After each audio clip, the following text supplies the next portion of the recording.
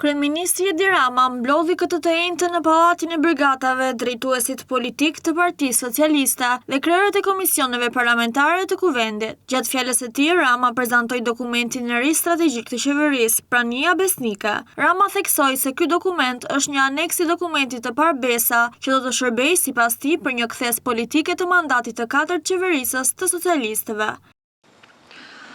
Dokumentin strategjik Besa e keni tani më në dorë, ky tjetri që është këtu e keni marrë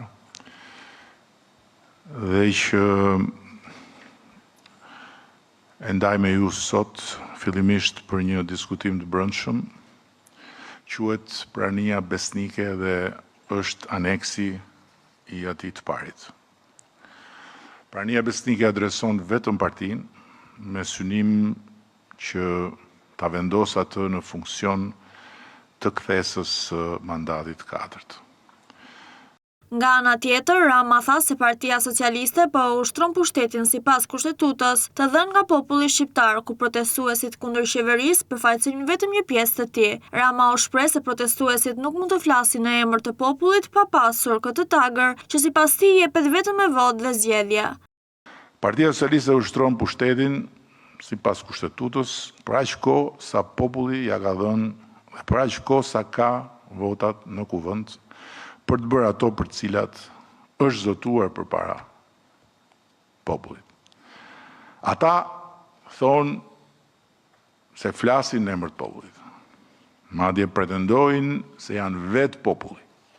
Ne jemi populli, dëgjoni popullin, ka dalë populli, por që t'jemi të qartë me ligj dhe me zakon, as ata nuk janë populli, as ne këtu nuk jemi populli, dhe as një individ, kushdo qoftë, apo grup, kudo qoftë, nuk është populli. Të gjithë jemi vetëm pjesë të tij, mund të përfaqësojmë popullin ose të flasim në emër të popullit vetëm nëse ai na e jep këtë mandat sipas kushtetutës. Më tej, Rama ka deklaruar se nuk do të largohet nga detyra dhe se do të vijojë misionin e tij politik deri në përmbushjen e objektivit për anëtarësimin e Shqipërisë në Bashkimin Evropian.